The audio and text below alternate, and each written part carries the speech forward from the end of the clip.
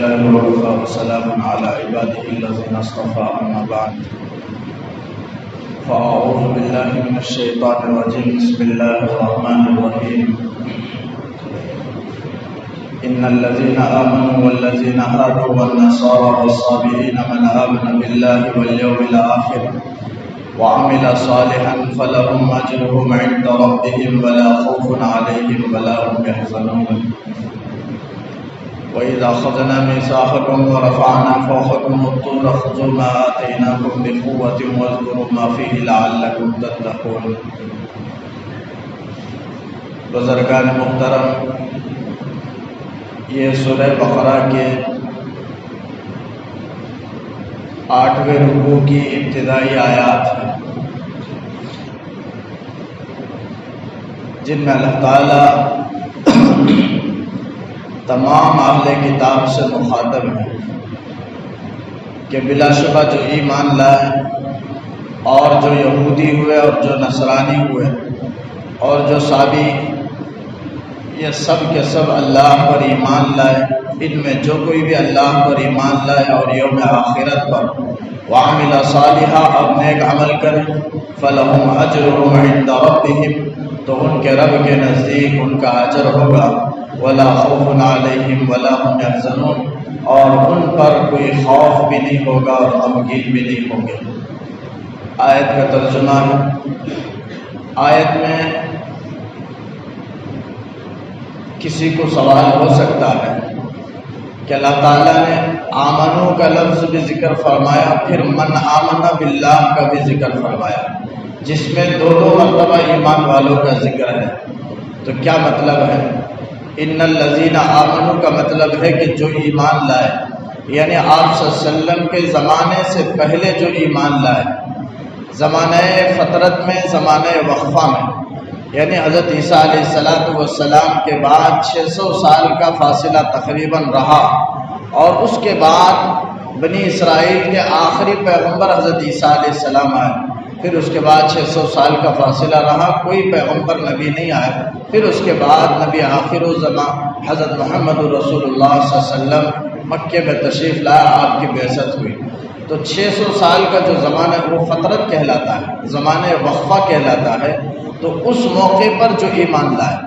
اس لیے کہ حضرت عیسیٰ علیہ السلام کا زمانہ تو گزر چکا تھا، تو حضرت عیسیٰ علیہ السلام کی کتاب کو اور نبی حضرت عیسیٰ کو مانتے تھے،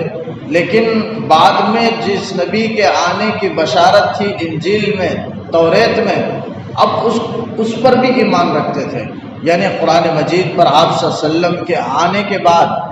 آئیں گے، اس کا یقین تھا ان کو، اور آنا برحق ہے یہ یقین رکھتے تھے. یہی ایمان کا مطلب ہے. تو جیسے ورقہ بن نوفل ہیں جو آپ صلی اللہ علیہ وسلم کے زمانے کے تو پائے، اور بہت سے لوگ جو زمانے وقفہ میں رہے آپ صلی اللہ علیہ وسلم کا زمانہ پائے اور آپ پر ایمان لائے. اور بہت سے لوگ آپ پر ایمان تو لا چکے تھے لیکن ابھی آپ کی بعثت نہیں ہوئی تھی، لیکن توریت میں، انجیل میں جو خوشخبری سنائی گئی تھی کہ ایک نبی آنے والے ہیں، اس پر ایمان لا چکے تھے. جیسے بہت سے ہیں،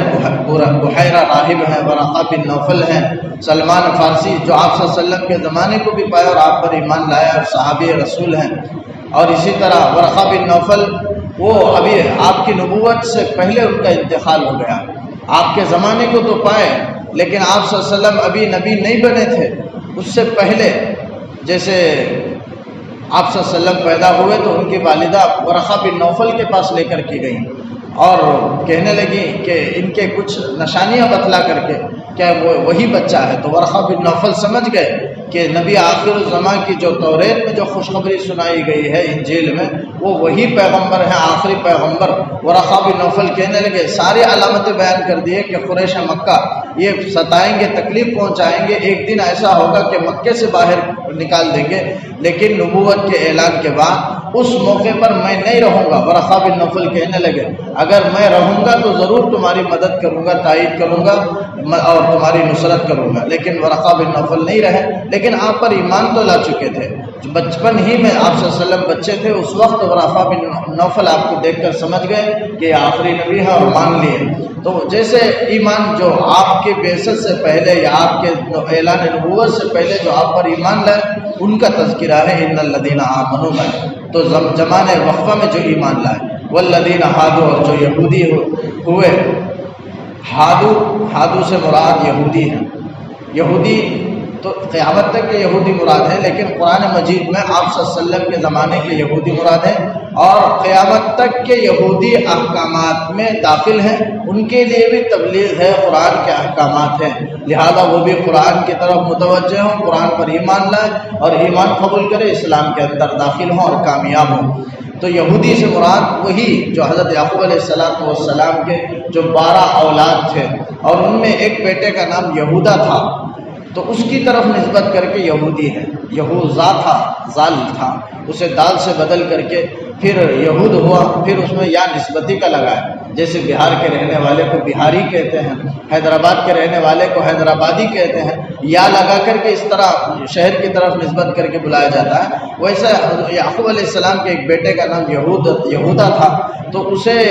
الف نکال کر کے یا لگا کر یہودی، یعنی ان کی اولاد کے نسبت کر کے، ان کی طرف نسبت کر کے یہودی کہا جاتا ہے۔ تو یہودی حضرت یعقوب علیہ السلام کے اولاد میں سے ہیں، جو 12 اولاد تھے، وہی 12 خاندان، 12 قبیلے کو یہودی کہتے ہیں۔ بعض حضرات نے کہا کہ ہادہ یہود، عربی گرامر کے حساب سے ہادہ یہود ہودن، اس کے معنی ہے تاب یتوب توبن کے، یعنی توبہ کرنا۔ یہودی چونکہ توبہ کیے شرک سے اور توبے میں اپنے آپ کو قتل کر دیے، اس لیے ان کو یہودی کہا جاتا ہے۔ یہودی کے معنی توبہ کرنے والا، تو لہذا وہ توبہ کی اللہ کے دربار میں، اس لیے ان کا نام یہودی پڑ گیا۔ تو ہادو سے یہودی، والنصارى، نصرانی مراد ہے، نصرانی یعنی عیسائی مراد ہے۔ تو عیسائیوں جو عیسائی ہوئے، نصرانی ہوئے، نصرانی یہ نام ہے ان کا، جیسے یہودی ہے ویسا حضرت عیسیٰ علیہ السلام کے ماننے والے کا نام نصرانی ہے، یعنی عیسائی۔ نصرانی یعنی حضرت عیسیٰ علیہ السلام جس جگہ پر رہتے تھے، قریب میں ایک علاقے کا نام تھا، حضرت عیسیٰ علیہ السلام وہاں رہا کرتے تھے، ملک شام میں، فلسطین میں ناصرہ نامی ایک علاقہ تھا، اس کی طرف نسبت کر کے نصرانی، نصرہ ہوا، نصارہ ہوا، نصارہ نصرانی کی جمع ہے، تو اسی کا ذکر ہے کہ من نصارہ، جو نصرانی ہوئے، یعنی حضرت عیسیٰ علیہ السلام کے بستی کی طرف نسبت کر کے اس قوم کا نام ہی نصرانی رکھ دیا گیا۔ والصابئین، اور جو صابی ہیں، تو یہودی تو توریت کو ماننے والے ہیں، اور نصارہ تو انجیل کو ماننے والے ہیں۔ اور ایک کتاب، 4 کتاب مشہور ہے، قرآن مجید ہے، وہ تو مومن مسلمان قرآن مجید پر ایمان رکھتے ہیں، یہودی توریت پر اور عیسائی انجیل پر، اور ایک کتاب ہے زبور۔ تو صابی والصابئین، بعض مفسرین نے فرمایا کہ یہ اہل کتاب میں سے ہیں۔ صابی کون ہیں؟ مفسرین کے مختلف اقوال ہیں، بعض کہتے ہیں کہ بے دین، جو دین سے پھر گئے اور کسی دین کو نہیں مانتے، ان کو صابی کہتے ہیں۔ بعض حضرات نے کہا کہ جو یہودیوں میں سے کچھ عقیدے کو لے لیے، نصرانیوں میں سے کچھ عقیدے کو لے لیے اور ایک مستقل ایک مذہب بن گیا، اسے صابی کہتے ہیں۔ بعض حضرات نے کہا کہ صابی ستارہ پرست کو کہتے ہیں۔ بعض حضرات کہتے ہیں کہ ایک فرقہ ہے جو توحید کے تو قائل ہے لیکن تقدیر کا منکر ہے، اسے صابی کہتے ہیں۔ بہرحال مختلف اقوال ہیں صابی کے سلسلے میں، لیکن صحیح جو زیادہ تر قول ہے وہ یہ ہے کہ صابی اہل کتاب ہی کو کہتے ہیں، جو زبور کو ماننے والی تھی قوم، جیسے یہودی توریت کو ماننے والی اور عیسائی جو انجیل کو مانتے، ویسے زبور توحید کے قائل تھے اور زبور پر ایمان رکھتے تھے، وہ مراد ہے صابی۔ اگر یہ مراد لیں گے تو پورے 4 اہل کتاب اس آیت میں آ گئے۔ من آمن باللہ والیوم الآخر میں ان الذین آمنوا میں مومن آ گئے، ہادو میں نصرہ یہودی آ گئے، والنصارہ میں نصرانی آ گئے، والصابئین سے مراد زبور کے ماننے والے۔ تو 4 اہل کتاب سے اللہ تعالیٰ خطاب کر کے کہتا ہے کہ من آمن باللہ والیوم الآخر، جو کوئی بھی اللہ پر اور یوم آخرت پر ایمان لائے، وعمل صالحا، اور نیک عمل کر لے، فلہم اجرہم عند ربہم، ان کے لیے ان کے رب کے پاس اجر ہے ان کا، اور ان کے لیے آخرت میں کوئی خوف نہیں ہوگا اور غمگین بھی نہیں ہوگا۔ اب بظاہر اس آیت سے معلوم ہوتا ہے کہ آیت میں 2 چیز کا ہی اللہ نے تذکرہ کیا، ایک آمن باللہ، ایمان باللہ، ایمان بالآخرہ۔ گویا اس میں رسالت کا ذکر نہیں ہے، رسول اللہ صلی اللہ علیہ وسلم کو رسول ماننے کا ذکر نہیں ہے، تو اس سے علماء نے لکھا ہے، حالانکہ وہ بھی مراد ہے یعنی آپ صلی اللہ علیہ وسلم کے زمانے میں جو اللہ پر ایمان لائے اور یوم آخرت پر ایمان لائے، یہ مراد ہے۔ اور آپ صلی اللہ علیہ وسلم پر قرآن نازل ہوا، تو اس آیت کو جو بھی پڑھیں گے گویا قرآن کو ماننے والے ہوں گے، اور قرآن کو اگر مانیں گے تو صاحب قرآن کو تو ماننا ہی پڑے گا، اور صاحب قرآن ہے وہ رسول اللہ صلی اللہ علیہ وسلم، تو گویا اس میں اشارتاً رسالت کا ذکر آ چکا ہے۔ اس لیے اللہ نے صرف آمن باللہ اور یوم آخر کا تذکرہ کیا۔ لیکن اگر کوئی جیسے لوگوں کے ذہنوں میں بات بٹھائی بھی جاتی ہے کہ ہر ایک قرآن میں تدبر کرے، مسلمان کے لیے حکم ہے کہ وہ قرآن کو سمجھے، لہذا ترجمے کو پڑھے اور ترجمہ پڑھ کر کے اس میں غور و فکر کرے اور خود اسے سمجھنے کی کوشش کرے، یہ دوسروں کو تعلیم دی جاتی ہے اور یہ یقین دلایا جاتا ہے، حالانکہ غلط ہے۔ بلکہ حاصل کرنا ہے، ترجمہ پڑھنا ہے، لیکن تفسیر کے ساتھ اور معتبر تفاسیر کے ساتھ ترجمے کو پڑھنا ہے۔ لیکن کوئی آدمی تدبر کا یہ مطلب نہیں ہے کہ اسے یہ کہا جائے کہ خود قرآن میں غور و فکر کرے، مسائل کو اخذ کرے، یہ مطلب نہیں ہے۔ مسائل کو اخذ کرنا ہر ایک کے لیے حکم نہیں ہے، بلکہ تدبر تو حکم ہے ہر ایک کے لیے، لیکن ہر ایک کے علم کے اعتبار سے تدبر کا حکم ہے۔ اب عوام کے لیے تدبر کا حکم کا مطلب یہ ہے کہ قرآن میں جو اللہ نے ضرب الامثال بیان کیے ہیں، واقعات بیان کیے ہیں، اس سے عبرت حاصل کریں، نصیحت حاصل کریں، یا اللہ نے جو احکامات نازل کیے، یا قرآن میں جنت کی اللہ نے خوشخبریاں انعامات کا تذکرہ کیا، یا جہنم سے اللہ نے ڈرایا، اس کی وعیدیں بیان فرمائی، اس کا تذکرہ فرمایا، تو ان سب سے ڈر کر کے آخرت کا خوف دل کے اندر اللہ کا خوف پیدا کرے، یہ عوامی تدبر ہے۔ تو بس اتنا ہی ہے، لیکن مسائل کو اخذ کرنا یہ عوام پر ضروری نہیں ہے۔ اس کے لیے تو علماء کرام ہیں، فقہاء کرام ہیں کہ جو پوری زندگی وقف کر چکے۔ عوام صرف 1 گھنٹہ پاؤ گھنٹہ اٹھا کر بیٹھ گئے سمجھنے کے لیے، اور آیت میں اگر سمجھنا چاہے اور پھر جو نتیجہ نکلا ترجمہ سے وہی نتیجہ نکالیں گے، لیکن فقہاء ویسا نتیجہ نہیں نکالتے، پوری زندگی وقف کرتے ہیں قرآن حدیث کے لیے، کوئی تھوڑا آدھا گھنٹہ 1 گھنٹہ نہیں، بلکہ پوری زندگی وقف۔ یہاں تک کہ محفوظ کے سلسلے میں آتا ہے کہ موت کا وقت آ گیا، سکرات کا عالم ہے، بے ہوش ہو گئے، اب تھوڑی دیر میں 10-5 لحظے میں موت واقع ہونے والی ہے، تو سکرات کے وقت میں ان پر بے ہوشی طاری ہوئی، لیکن ایک مسئلے پر وہ غور و فکر کر رہے تھے۔ وہ مسئلہ یہ تھا کہ حاجی جب رمی جمار کرے تو پیدل کرے یا سواری پر سوار ہو کر کرنا، اب رمی جمار افضل ہے، تو افضل کے سلسلے میں غور و بحث و اس مسئلے میں وہ پہنچے ہوئے تھے، لیکن بہت شدید بیماری لاحق ہو گئی، مرض الموت واقع ہو گیا، سکرات کا عالم ہے، تو یہ مسئلہ سوچتے رہے کہ ان کے ساتھی آئے اور ساتھی کو پوچھنے لگے کہ رمی جمار کیسا کرنا افضل ہے، سواری پر سوار ہو کر کے کرنا افضل ہے یا پیدل کرنا افضل ہے؟ اتنے میں یہ سوال کیے، ابھی ساتھی جواب نہیں دیے، ان کے اپنی رائے پیش نہیں کیے، وہ مسئلہ بیان نہیں کیے، بے ہوش ہو گئے۔ پھر اس کے بعد ساتھی انتظار کرتے رہے تو ہوش میں نہیں آئے، تو وہ ساتھی چلے گئے اور کہہ گئے کہ میں تھوڑی دیر کے بعد آؤں گا، مجھے کام ہے، میں کام ہونے کے بعد میں آؤں گا۔ جب کام نمٹا کر کے وہ آئے پوری کر کے، تو دیکھا کہ حضرت امام ابو یوسف رحمۃ اللہ علیہ کا انتقال ہو گیا اور گھر میں رونے کی آوازیں آ رہی تھی۔ تو مجھے اصل یہ کہنا ہے کہ پورے ائمہ کرام ایسے ہی مسائل کو اخذ نہیں کیے، بلکہ پوری زندگی، پورا وقت دین پر انہوں نے لگا دیا، قرآن حدیث پر لگا دیا۔ صرف ایک آیت پڑھ کر نتیجہ نہیں نکالے، ایک آیت سمجھ کر کے اس سے مسائل اخذ نہیں کیے،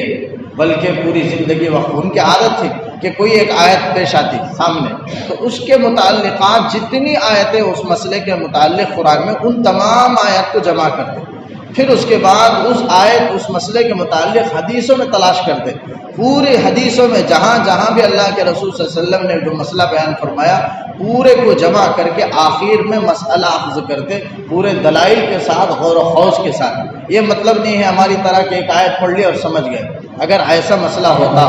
ہرگز کوئی اس طرح نہ کرے کہ آیت صرف اٹھا کر کے مسئلہ ترجمہ پڑھ کر کے اس سے مسئلے کو اخذ نہ کرے۔ صحیح علم، کم علمی کی وجہ سے اور پورا علم نہ ہونے کی وجہ سے آدمی غلطی پر پڑ جائے گا، گمراہ ہو جائے گا۔ خود صحابہ کرام اپنے طور سے قرآن مجید میں کو نہیں سمجھے، بلکہ رسول اللہ صلی اللہ علیہ وسلم سے آپ نے تعلیم حاصل کی صحابہ کرام نے۔ اگر وہ چاہتے تو گرچہ وہ مادر زبان، وہ ان کا مادری زبان تھا عربی، اس کے باوجود انہوں نے خود قرآن کو نہیں سیکھا، بلکہ رسول اللہ صلی اللہ علیہ وسلم سے سیکھے۔ اور خود ایک مرتبہ ایک صحابی روزے کے موقع پر اللہ تعالیٰ نے آیت نازل فرمائی کہ کلو وشربو، کھاؤ پیو، حتی یتبین لکم الخیط الابیض من الخیط الاسود من الفجر، یہاں تک کہ کالا دھاگا سفید دھاگے سے واضح اور ظاہر نہ ہو جائے۔ اب وہ صحابی دو دھاگا لے لیے، سفید ایک کالا، اور کالے دھاگا کو اٹھا کر تکیا دیکھنے لگے کہ سفید ہو رہا ہے یا نہیں ہو رہا ہے، حالانکہ وہ مطلب نہیں ہے۔ خیط ابیض سفید دھاگے سے اللہ نے فجر صبح صادق کو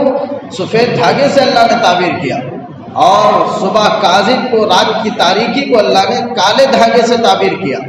لیکن وہ مطلب نہیں سمجھے، بلکہ کالا دھاگا رکھ کر اٹھا کر دیکھنے لگے کہ سفید ہوتا ہے یا نہیں، سفید ہونے تک کھاؤ تو سحری کرو، تو وہ دیکھنے لگے۔ پھر رسول اللہ صلی اللہ علیہ وسلم تذکرہ کرنے لگے تو آپ مسکرا دیے اور فرمایا کہ کیا تمہارا تکیہ اتنا بڑا ہے کہ زمین و آسمان اس کے اندر آ گیا؟ یعنی آپ صلی اللہ علیہ وسلم کے کہنے کا مطلب یہ ہے کہ سورج، وہ صبح صادق، جو صبح کی روشنی جو پھیلتی ہے صبح صادق ہوتا ہے، وہ مراد وہاں ہے، لہذا تمہارا تکیہ تو اتنا بڑا نہیں کہ صبح صادق سورج کی روشنی اس تکیے کے اندر آئے پھر چھپ جائے، یہ روشنی واضح ہو۔ یعنی آپ سمجھانے لگے کہ یہاں سفید دھاگے سے مراد صبح صادق ہے، صبح کی روشنی مراد ہے، وہاں تک کھاؤ، وہاں سے روزے کی ابتدا ہوتی ہے، اس سے پہلے تک کھاؤ۔ یہ اس کو سمجھانے کے لیے اللہ نے تعبیر خیط ابیض اور خیط اسود سے فرمایا۔ خیط اسود سے مراد رات کی سیاہی اور تاریکی مراد ہے۔ تو صحابہ کرام بھی قرآن کو نہیں سمجھ سکے، وہ رسول اللہ صلی اللہ علیہ وسلم کی ہدایات، تعلیمات کی روشنی کی ضرورت ان کو تھی، اور آپ کی تعلیمات سے وہ صحابہ کرام قرآن کے صحیح علم کو، مفہوم کو اخذ کرتے تھے۔ لیکن اگر کوئی آج اپنے نتیجے سے، اپنے علم سے، کم علمی کی وجہ سے اگر کوئی قرآن سے نتیجہ اور مسئلہ اخذ کرنا چاہے تو ہرگز نہیں کر سکتا، گمراہ ہو جائے گا۔ اسی لیے منع کیا گیا کہ ہر ایک قرآن سمجھے لیکن واقعات کو پڑھے اور آخرت کا فکر اپنے اندر لائے، اور نیک اعمال کی ترغیب، جہاں تک نیک اعمال کی ترغیب قرآن کی آیتوں سے ملے اسے حاصل کرے، اور خوف آخرت جہاں تک آیتوں سے ہو اسے پیدا کرے۔ یہ مطلب ہے عوامی تدبر کا، یہ مطلب نہیں ہے کہ مسئلہ نکالنا، ہر ایک پر فرض نہیں ہے مسئلہ نکالنا، اس لیے کہ اس کے لیے علم کی ضرورت ہے، علم درکار ہے، اور علم میں مہارت ضروری ہے۔ وہ ائمہ کرام کے اندر تھی، لہذا وہ چار ائمہ جو ہیں، شافعی، حنفی، مالکی، حنبلی، یہ سب پوری زندگی کو وقف کر چکے تھے حدیث کے لیے، قرآن کے لیے۔ آج بھی مدارس کے اندر اساتذہ ہوتے ہیں، کئی 40-50 سال سے وہ تفسیر اور حدیث دن بھر پڑھاتے رہتے ہیں، پوری گھنٹیاں ان کی ہوتی ہیں، لہذا پوری زندگی ایسا ان کا گزرتا ہے، اور اس کو وفات بھی، اس لیے کہ ان کا کوئی کاروبار نہیں، ان کی کوئی تجارت نہیں، ان کا مشغلہ ہی قرآن حدیث ہے۔ دن میں، صبح میں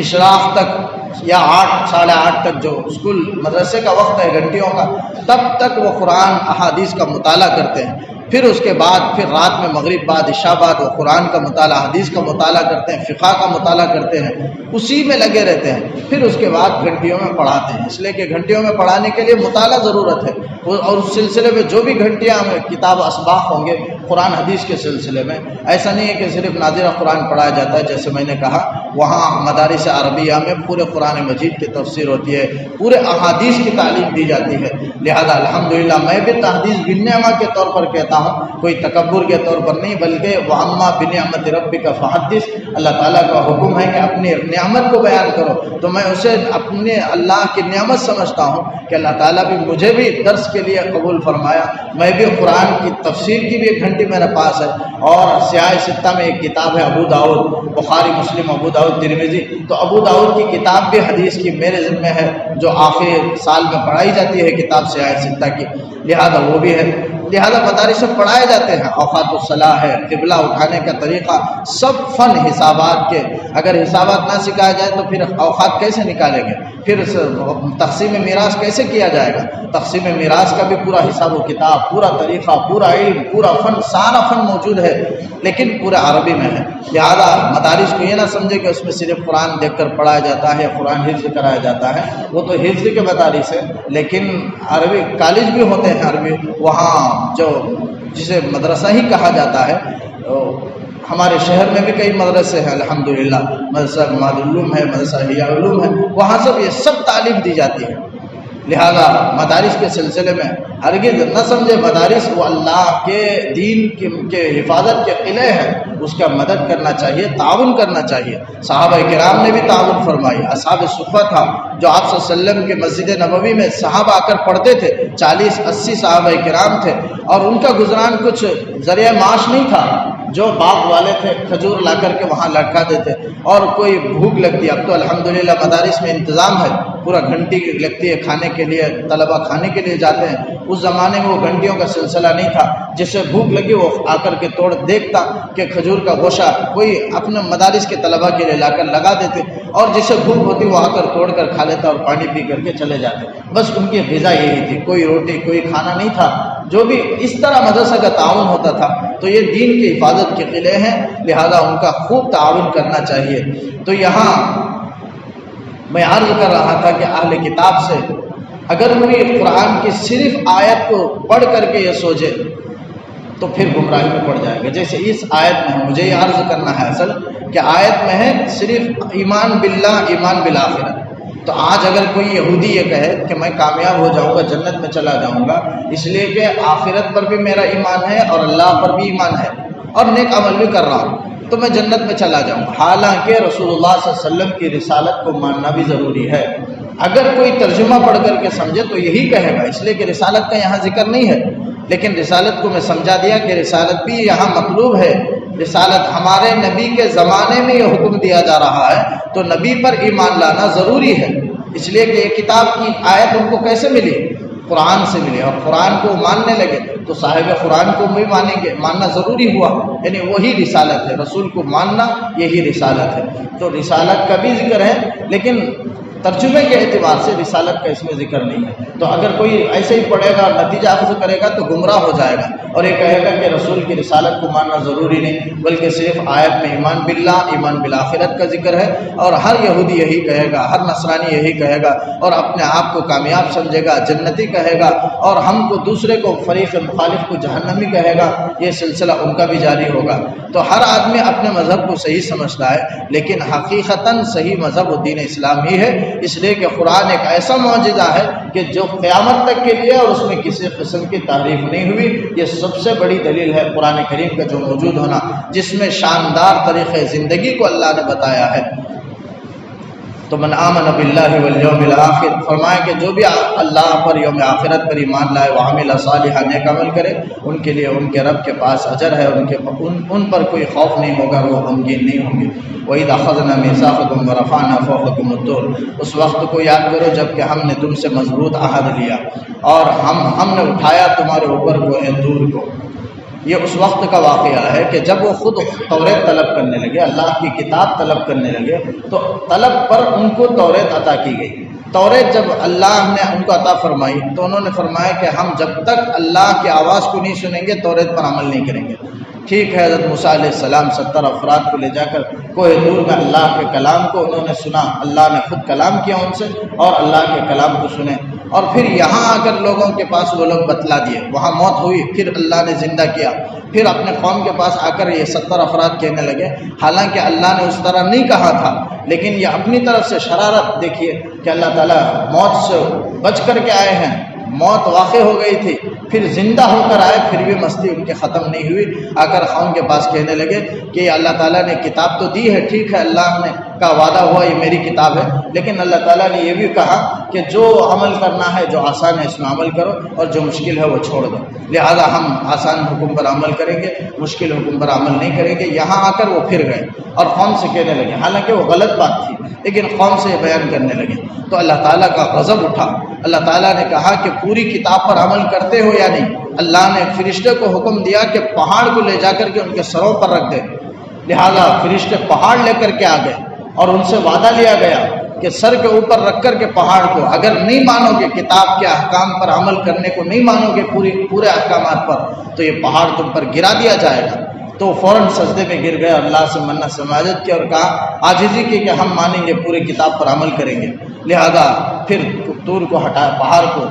طور سے مراد وہ طور پہاڑ ہی نہیں بلکہ کوئی ایک پہاڑ ہے جو حضرت جبرائیل علیہ السلام لے کر کے آئے، اور ان سے وعدہ لیا گیا۔ اب وہ وعدہ کیے کہ ہم عمل کریں گے، پھر اس کے بعد 2 دن کے بعد پھر گئے اور کہنے لگے کہ سخت حکم ہے، ہم پر عمل نہیں ہوتا، ہم سخت حکم پر عمل نہیں کر سکتے، بس کتاب میں توریت میں جو آسان حکم ہے اسی پر ہم عمل کریں گے، سخت احکامات یہ ہماری طبیعت کے خلاف ہے، لہذا ہم عمل نہیں کریں گے۔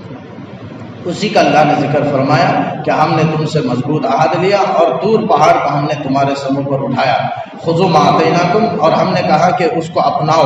جو ہم نے تم کو دیا ہے، بقوت، پوری مضبوطی کے ساتھ، توریت کے احکامات پر پورے استقامت کے ساتھ تم عمل کرو، واذکروا ما فیہ، اور جو اس میں احکامات ہیں اسے تم یاد کرو اور اس پر عمل کرو، لعلکم تتقون، تاکہ تم گناہوں سے بچ جاؤ یا اللہ کے عذاب سے تم بچے رہو۔ تو اس سے معلوم ہو کہ اللہ تعالیٰ ان کے فائدے کے لیے اس طرح اس لیے کہ کبھی کسی کو کوئی بات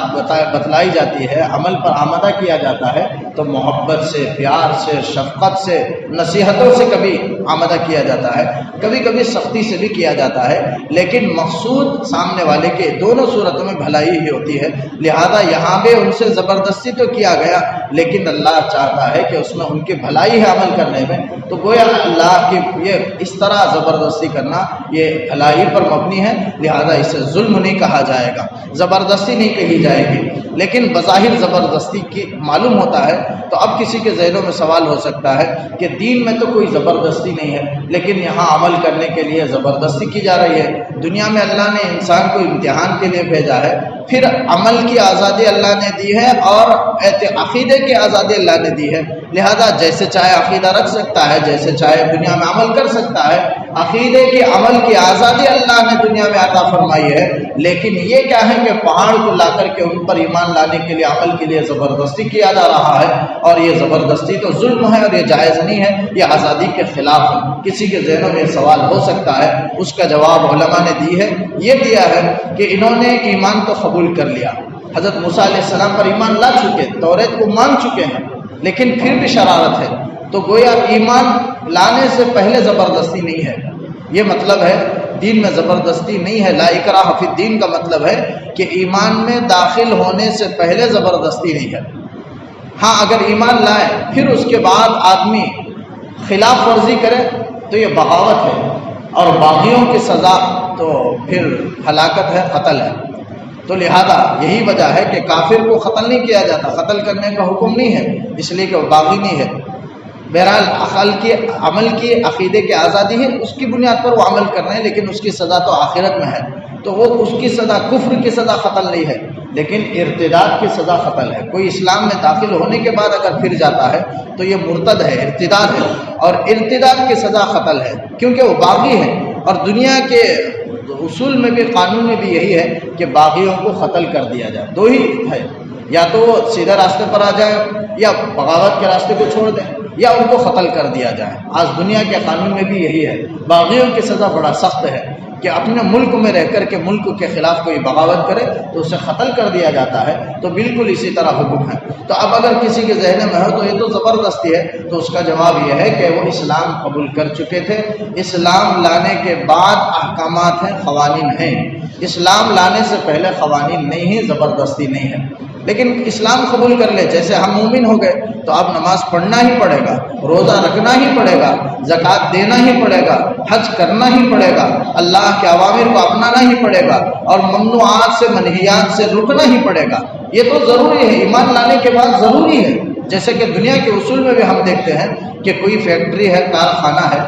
اس میں آدمی اگر داخل ہونا چاہتا ہے، کام کرنا چاہتا ہے، تو اس میں آنے سے پہلے وہ فیکٹری کے قانون اس کے لیے نہیں ہے، جو باہر ہے اس کے لیے فیکٹری کے قانون پر عمل کرنا ضروری نہیں، لیکن جو کوئی کارخانے کے اندر آ جاتا ہے تو اندر آ کر کے داخل ہو جائے اور اس کا ایک ممبر بن جائے، عملہ بن جائے، تو اب اس کے لیے وہاں کے قوانین کی حفاظت کرنا اور اسے فالو کرنا اور اس پر عمل کرنا اور اس کی پیروی کرنا اس کے لیے ضروری ہو جاتا ہے۔ یہ نہیں کہہ سکتا کہ میں آزاد ہوں، یہاں کے قانون پر میں عمل نہیں کروں گا، اسے باہر کر دیا جائے گا۔ یہ دنیا کا بھی اصول ہے کہ باہر رہتے ہوئے آدمی آزاد ہے، لیکن جب اس کارخانے کے اندر داخل ہو جاتا ہے تو وہاں کے اصول کو، قوانین کو اپنانا ہی پڑے گا، عمل کرنا ہی پڑے گا۔ بالکل اسی طریقے سے دین اسلام سے باہر ہے تو کوئی زبردستی نہیں، دین اسلام پہ از خود وہ اسلام قبول کر لیا ہے تو اب پابندیاں اس پر آئیں گی، نماز روزے کی سب پابندیاں آئیں گی، یہی مطلب ہے یہاں۔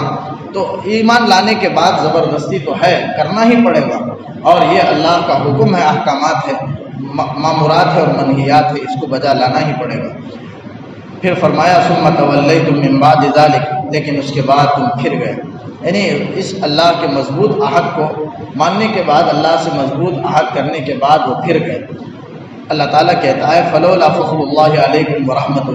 اگر اللہ کا فضل تم پر اور اس کی رحمت نہ ہوتی تو لکنتم من الخاسرین، تم خسارے والوں میں یعنی ہلاک ہو جانے والوں میں تم ہو جاتے۔ یعنی اگر کوئی گناہ کرتا ہے، نافرمانی کرتا ہے اللہ کی، اس کے باوجود اللہ کے انعامات سے وہ فیضیاب ہو رہا ہے، تو اسے یہ نہیں سمجھنا چاہیے کہ میرے گناہ کو اللہ نہیں دیکھ رہا ہے، میرے گناہ کو اللہ نہیں جانتا ہے، یا میری کوئی نیکی پسند آ گئی جس کی وجہ سے اللہ تعالیٰ مجھے عذاب مجھ پر نازل نہیں کر رہا ہے، یا اس طرح کی کوئی وسوسہ اس کے ذہن میں نہیں آنا چاہیے، یا یہ نہیں سمجھنا چاہیے کہ میں اللہ کا محبوب ہوں، پسندیدہ ہوں، جس کی وجہ سے اللہ تعالیٰ مجھ پر عذاب نازل نہیں کرتا ہے۔ غلط ہے۔ آدمی نافرمانی کرتے ہوئے اگر انعامات کی بارش ہو رہی ہو تو سمجھنا چاہیے کہ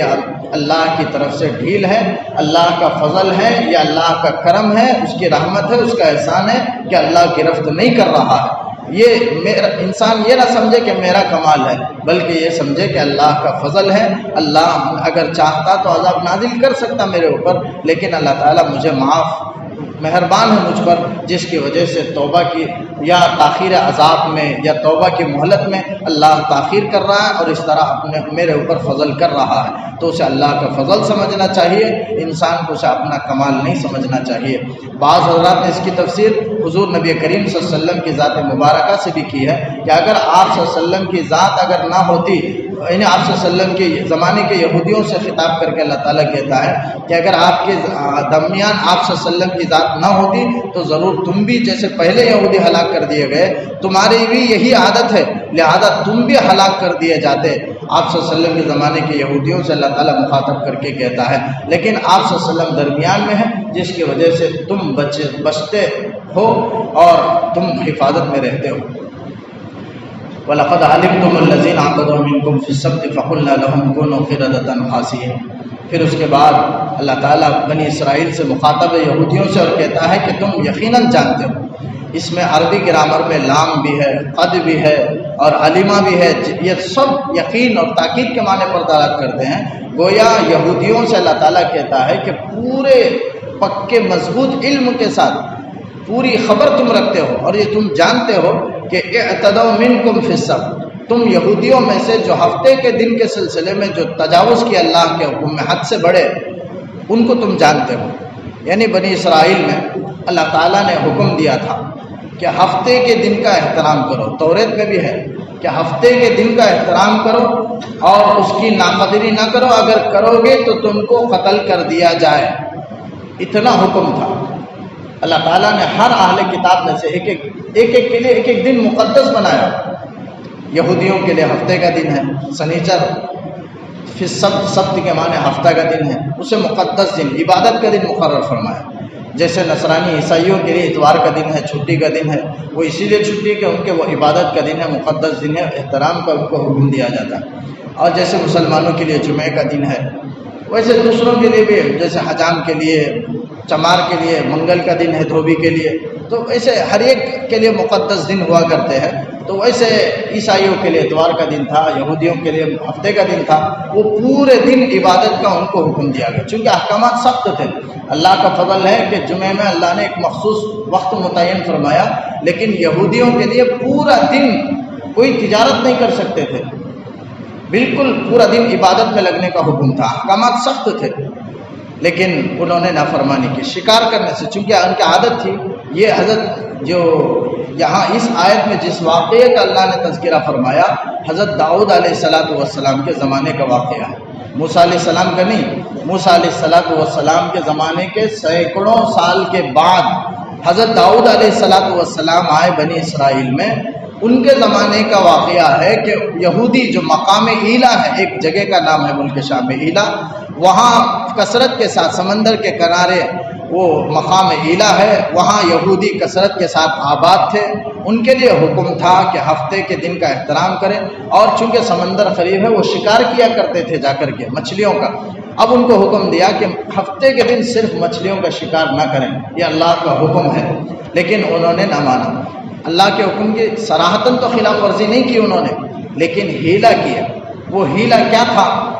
تو شیطان نے ان کے ذہن میں ڈالا ہیلا، اور شیطان نے کہا کہ تم کو شکار کرنا منع کیا گیا، لہذا ہفتے کے دن شکار نہ کرو، ہیلا کر لو، لیکن وہ جا کر کے اس ہیلے کے بعد اتوار کے دن تم شکار کر لینا۔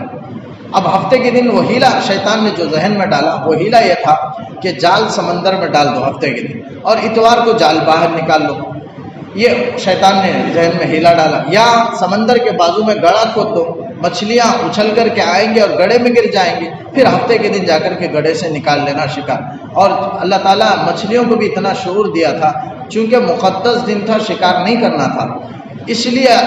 مچھلیاں بھی خوشی سے اوپر اچھلتی ہوئی کود رہی تھی، اور وہ دیکھتے تھے کہ ہفتے کے دن میں بہت مچھلیاں اوپر آتی تھیں، آسانی سے شکار کیا جا سکتا تھا، ہاتھوں سے پکڑ لیا جا سکتا تھا، اور دوسرے دنوں میں پکڑنا ان کے لیے مشکل تھا۔ تو ان کے دل میں نفس میں ذرا خواہش بھی پیدا ہوئی کہ ہفتے کے دن شکار ہی کر لیں، اللہ کے حکم کو توڑ دیں۔ اتنی مچھلیاں جو ہمارے آنکھوں کے سامنے اچھل رہی ہیں، کود رہی ہے، یہ ایک ان کی آزمائش تھی۔ مچھلیوں کو اللہ نے ان کے بہرحال یہ اللہ کی طرف سے ایک آزمائش تھی ان کو کہ وہ مچھلیاں اوپر آتی تھی اور خوب، لیکن یہ دو ہیلا انہوں نے کیا جس کی وجہ سے اللہ تعالیٰ کا غضب اٹھا،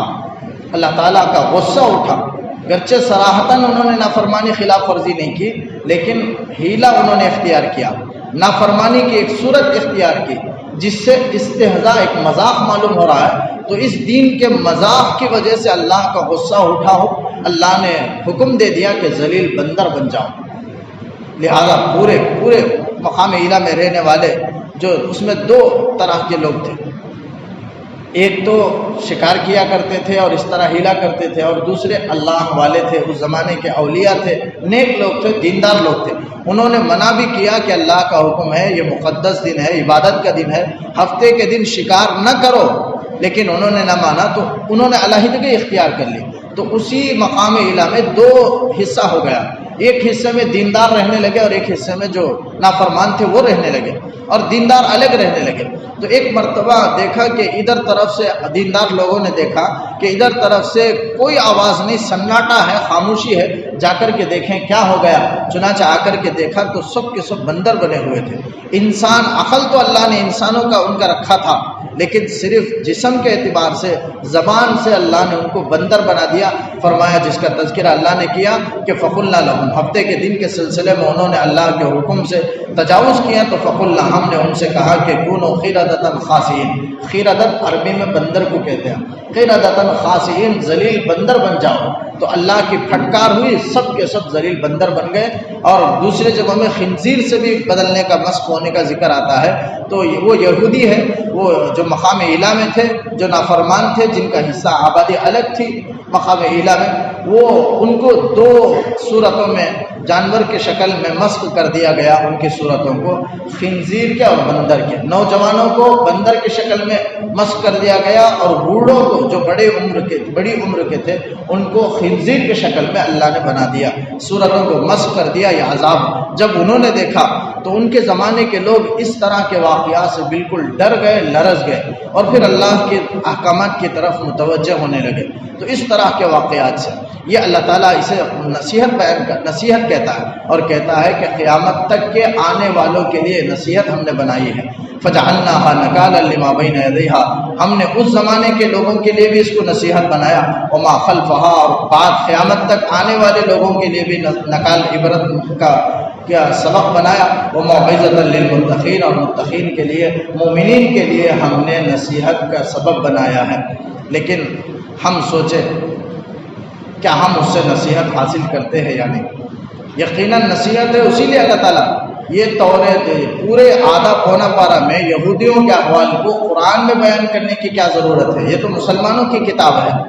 یہودیوں کی کتاب نہیں ہے، مسلمانوں کی ہے۔ پھر اس میں یہودیوں کے باتوں کو، ان کے احوال کو، ان کے واقعات کو، ان کے کردار کو یہاں بیان کرنے کی کیا ضرورت ہے؟ مسلمانوں سے اللہ کیوں بیان کر رہا ہے؟ وہ بھی اتنا پونا پارہ تک بار بار جو ایک اللہ تعالیٰ ان کے شرارتوں کا ذکر کر رہا ہے۔ اسی لیے ذکر کر رہا ہے کہ تم بھی، یعنی امت محمدیہ بھی ان شرارتوں میں مبتلا ہوگی۔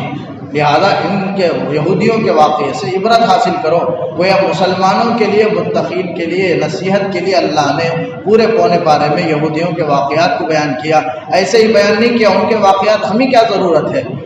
اس لیے ضرورت ہے کہ ہم نصیحت حاصل کریں، اسی لیے اللہ تعالیٰ بیان کیا ہے۔ یہ امت مبتلا ہوگی، ضرور مبتلا ہے، ایک ایک شرارتیں اگر اٹھا کر کے دیکھیں، یقیناً اس سے زیادہ بنی اسرائیل تو اس امت سے کم ہے اگر دیکھا جائے احکامات کی نافرمانی میں، لیکن اس سے زیادہ امت محمدیہ نافرمانی کر رہی ہے۔ ذرا بھی احکامات جاننے کے باوجود عمل سے بہت دور ہے، صرف سننے کے لیے ہم باتوں کو جمع کرتے ہیں اور سنتے ہیں اور مزے لیتے ہیں، حالانکہ مزے لینے کے لیے واقعات، سننے کے لیے ہرگز نہیں ہے، واقعات سے عبرت حاصل کرے، عبرت کے لیے اللہ تعالیٰ بیان کرتا ہے۔ لیکن اللہ کا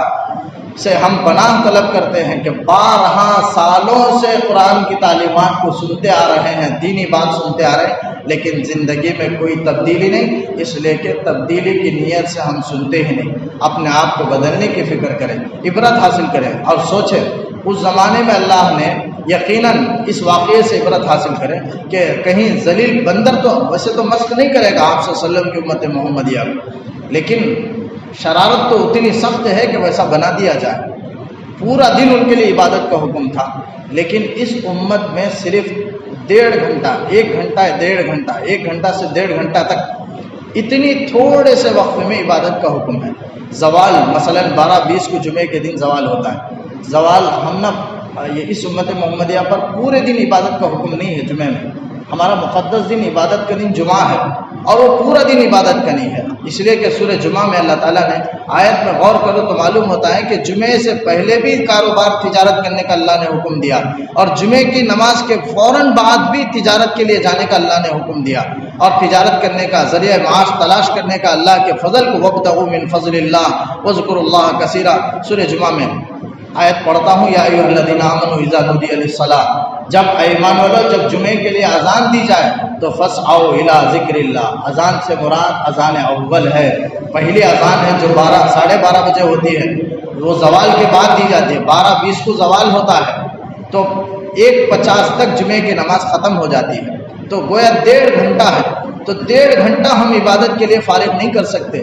پہنچتے ہیں 1:30 بجے، 1:35 کو نماز کے وقت میں پہنچتے ہیں اور برابر نماز میں شریک ہوتے ہیں، عربی خطبہ سننے کی بھی توفیق نہیں اور دین کی بات سننے کی بھی توفیق نہیں، اتنے لاپرواہ ہیں کہ کئی خطبہ اپنے خطبات میں کہہ چکے ہیں، اس کے باوجود ذرا بھی اپنی زندگی میں تبدیلی لانے کی ہمیں فکر نہیں، اس کا احساس نہیں۔ اتنا بے حس مومن کو نہیں ہونا چاہیے، اتنا لاپرواہ اور غفلت میں نہیں پڑنا چاہیے۔ صحیح بات تو یہ ہے اگر مومن عمل کرے تو 12:15 بجے مسجد میں حاضر ہو جائیں اور 2 بجے مسجد سے نکلیں، یہی بالکل صحیح شریعت کا حکم ہے کہ پورے اوقات میں سورہ کہف کی تلاوت کریں، نماز پڑھیں، دعا کریں، ذکر کریں، اور اس طرح جمعے کی نماز خطبہ سنیں، نصیحت سنیں، جمعے کی نماز سے فارغ ہو تو 1.5 گھنٹہ یا 2 گھنٹہ، زیادہ سے زیادہ اگر لیا جائے تو 1.5 گھنٹہ ہے، تو 1.5 گھنٹہ عبادت میں رکھیں، تب آدمی عذاب سے بچ سکتا ہے، ورنہ کہیں اللہ کا غضب نازل نہ ہو جائے یہ اس امت پر کہ جمعے کے اذان ہونے کے بعد ہمارا یہ حال ہے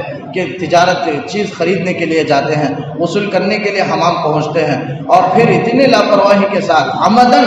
کہ جمعے کا خطبہ نہ سنیں، بعضوں کا یہ ارادہ ہے، عمدن عربی خطبے کے ختم ہونے کے بعد ایسا چڑھتے ہیں آہستہ کے ساتھ کہ دیکھتے ہیں عربی خطبہ ہو رہا ہے، ختم اوپر چڑھنے تک عربی خطبہ ختم ہوتا ہے تو برابر نماز میں، بعض جمعے کی نماز میں مضبوط ہو جاتے ہیں۔ اپنی حالت پر فکر کرے، اپنے اندر تبدیلی لانے کی فکر کرے، یہ صراحتاً نافرمانی ہے، حرام ہے جمعے کی اذان کے بعد خرید و فروخت کرنا،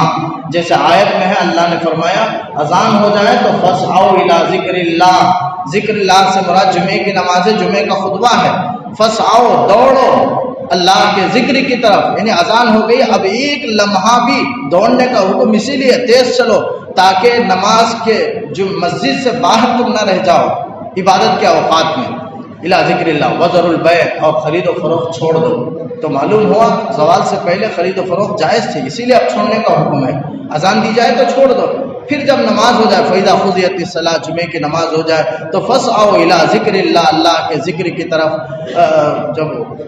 فَإِذَا قُضِيَتِ الصَّلَاةُ فَانتَشِرُوا فِي الْأَرْضِ، جب نماز ہو جائے تو اب تم زمین میں پھیل جاؤ اور اللہ کے فضل کو یعنی تجارت کو، اپنی کمائی کو تلاش کرو۔ فضل سے مراد کمائی ہے، مال و دولت ہے، اللہ نے اسے تلاش کرنے کا حکم دیا۔ تو اتنا کم وقت اللہ نے اس امت پر احسان کرتے ہوئے 1-1.5 گھنٹہ حکم دیا، لیکن اس امت پر وہ بھی عمل نہیں ہوتا ہے۔ کتنی نافرمان ہے بنی اسرائیل سے، ہم کتنے گئے گزرے ہیں، ذرا ہم اپنا اندازہ لگائیں۔ اسی لیے اللہ نے فرمایا وَمَوْعِظَةً لِّلْمُتَّقِينَ۔ تو اب اگر کسی کے دل میں صحیح جذبہ ہے عمل کا، تو اب اس یہی ارادہ کرے گا کہ وہ 12:15 بجے 12:20 کے بعد، اذان کے بعد بھی مسجد میں نہ پہنچے، بلکہ اذان سے پہلے زوال ہو جاتا ہے، اور زوال سے مسجد میں حاضر رہنا ہے، زوال کے بعد باہر نہیں رہنا ہے، اور کوئی چیز خرید و فروخت نہیں کرنا ہے، اور حمام میں غسل نہیں کرنا ہے۔ یہ ساری چیزیں منع ہیں۔ اذان ہو جائے تو اب مسجد میں پہنچے اور پورا مکمل وقت عبادت میں لگائیں۔ اصل یہی حکم ہے، اسی کو اللہ نے عبرت بنا کر پیش کیا اور ان کو ذلیل بندر بنا دیا۔ حدیث میں آتا ہے صحابہ کرام نے رسول اللہ صلی اللہ علیہ وسلم سے پوچھا، کیا یہ یہود آج جو بندر اور خنزیر ہیں، کیا یہ یہود کی نسل میں سے ہیں؟ اسی طرح جو یہود جو مسخ شدہ ان کی صورتیں مسخ ہوئی تھی، کیا وہ یہود ہے؟ وہی یہود ہے؟ تو اللہ کے رسول صلی اللہ علیہ وسلم نے فرمایا نہیں، جس کی اللہ تعالیٰ مسخ کا عذاب نازل فرماتے ہیں وہ قوم نہیں چلتی ہے، ان کی نسل نہیں چلتی ہے، وہ 3 دن ہی زندہ رہے اور اپنے رشتہ داروں کے پاس کھڑے ہو کر کے روتے تھے، آنکھوں سے آنسو جاری تھے، اس لیے کہ اللہ نے عقل انسانوں کی عطا فرمائی تھی، عقل انسانوں کی تھی، سمجھتے تھے کہ عذاب ہم پر نازل ہو گیا، لیکن بے زبان تھے، بول نہیں سکتے تھے، صرف ان دینداروں کو دیکھ کر کے ان کے پاس آ کر کے آنکھوں سے آنسو جاری ہوتا تھا، روتے تھے، لیکن اللہ کا عذاب اس طرح نازل ہو گیا۔ اس کو عبرت تو رسول اللہ صلی اللہ علیہ وسلم نے فرمایا کہ وہ منسوخ قوم کی نسل آگے نہیں چلتی، وہاں تک ان کی نسل ختم ہو جاتی ہے، وہ مر جاتے ہیں۔ 3 دن کے بعد وہ پورے کے پورے ہزاروں کی تعداد میں تھے، وہ سب کے سب مسخ شدہ یہودی ہلاک ہو گئے۔ اور پھر آپ نے دلیل کے طور پر مزید فرمایا کہ بندر وہ یہودی سے پہلے، جب دنیا بننے کے وقت سے اللہ نے بندر اور خنزیر کو پیدا کیا ہے، ان مسخ شدہ یہودیوں سے پہلے بھی بندر اور خنزیر تھے اور اس کے بعد قیامت تک رہیں گے۔ تو یعنی آپ کے کہنے کا مطلب یہ ہے کہ آج کے زمانے کے اور اس زمانے کے بندر اور خنزیر کا ان منسوخ شدہ یہودیوں کے بندر اور خنزیر سے کوئی تعلق نہیں ہے، بالکل یہ الگ بندر ہیں، وہ الگ بندر تھے، وہ تو عذاب میں اللہ نے نازل فرمایا، اللہ ہلاک ہو گئے۔ وہ نسل نہیں ہے جو آج بندر اور خنزیر ہیں، وہ ان کی نسل میں سے نہیں ہے، بلکہ ایک اللہ کے مخلوق ہیں جو اللہ نے پہلے سے پیدا کیا ہوا تھا۔ صحابہ نے پوچھا تو اللہ کے رسول صلی اللہ علیہ وسلم نے تذکرہ فرمایا۔ اب سوال ہے، یہاں ان یہودیوں نے ہیلا اختیار فرمایا تھا، تو اب ہیلا کرنا کیا جائز ہے؟ اب علماء نے لکھا ہے کہ انہوں نے ہیلا اختیار کیا تھا۔ ہیلا یاد رکھیں، اللہ کے حکم کی تعمیل کے لیے آدمی ہیلا کر سکتا ہے، یعنی حکم کو بجا لانے کے لیے ہیلا کر سکتا ہے، اللہ کے حکم کو توڑنے کے لیے، باطل کرنے کے لیے، اللہ کے حکم سے بچنے کے لیے آدمی ہیلا نہیں کر سکتا۔ ہیلا حرام ہے، شریعت میں ہے، فقہی ہیلا جائز ہے، اس ہیلے سے اس ہیلے پر قیاس نہیں کر سکتے۔ پورا ہیلا ناجائز ہے ایسا نہیں، بلکہ فقہ میں بہت سے ہیلے آتے ہیں جو جائز ہونے کے ہیلے ہیں، وہ جائز ہے، بلکہ وہ افضل ہے اسے اختیار کرنا۔ لیکن یہاں جو ہیلا کیا گیا وہ اللہ کے حکم کو توڑنے کے لیے انہوں نے ہیلا کیا تھا، اللہ کے حکم کے ساتھ استہزاء اور مذاق کے لیے انہوں نے یہ ہیلا اختیار کیا تھا، یہ ہیلا منع ہے۔ جیسے مثال کے طور پر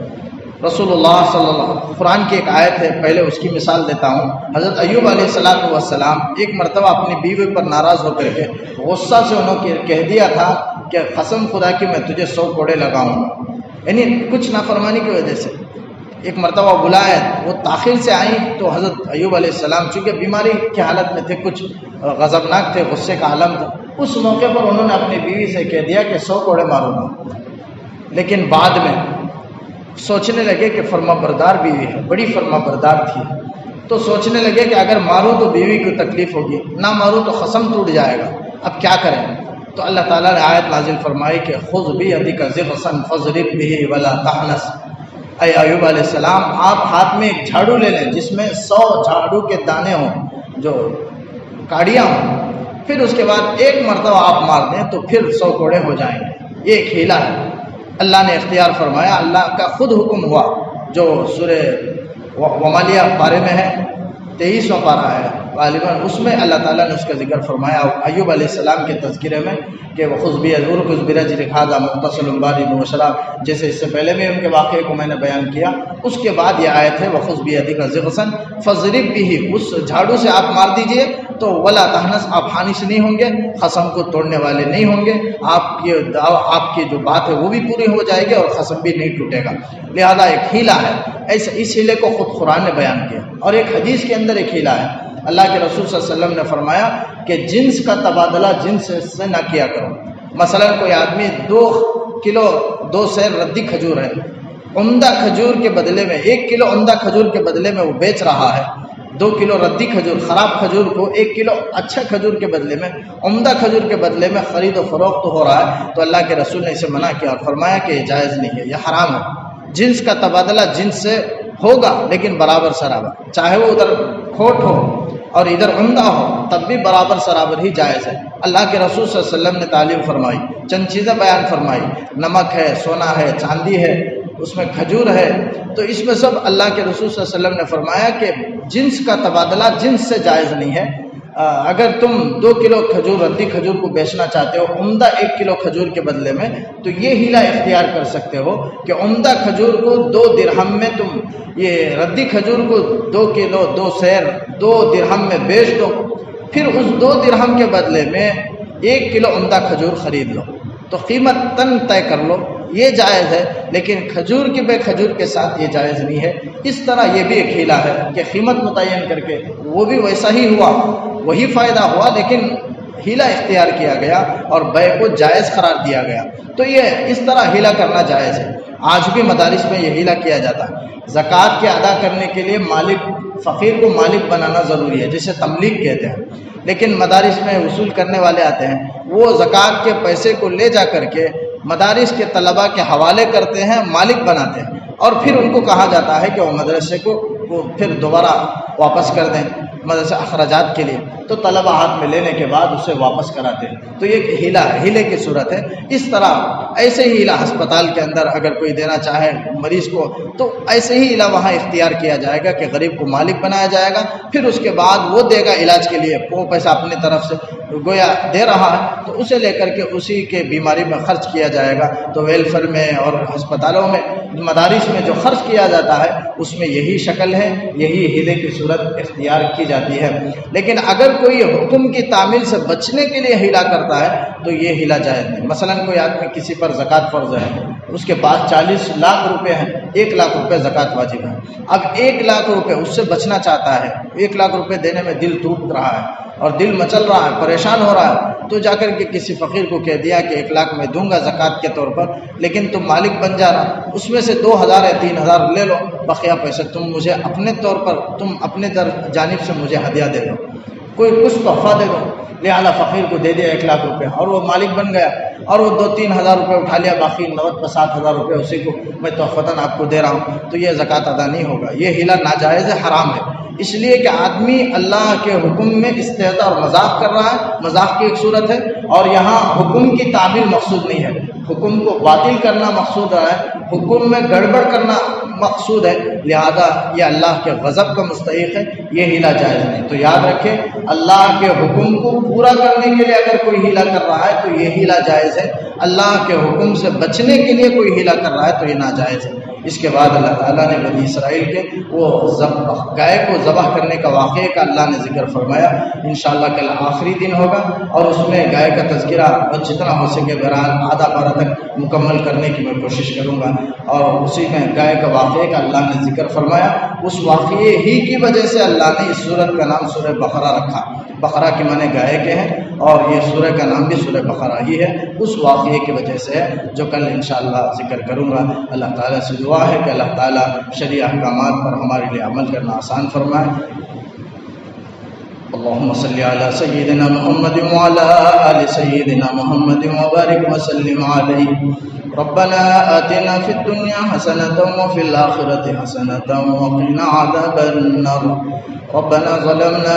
أنفسنا وإن لم تغفر لنا وترحمنا لنكونن من الخاسرين۔ اللهم إنا نسألك الجنة ونعوذ بك من النار. اللهم اعتق رقابنا من النار ورقاب آبائنا وأمهاتنا وأزواجنا وأولادنا وأقاربنا وجميع المؤمنين والمؤمنات والمسلمين والمسلمات. اللهم اعتقهم جميعا. اللهم اعتق رقابهم من النيران. اللهم إنا نسألك رضاك والجنة ونعوذ بك من غضبك والنار. وصلى الله تعالى وسلم على خير خلقه ونور عرشه سيدنا ومولانا محمد وعلى آله وأصحابه أجمعين برحمتك يا أرحم الراحمين والحمد لله رب العالمين.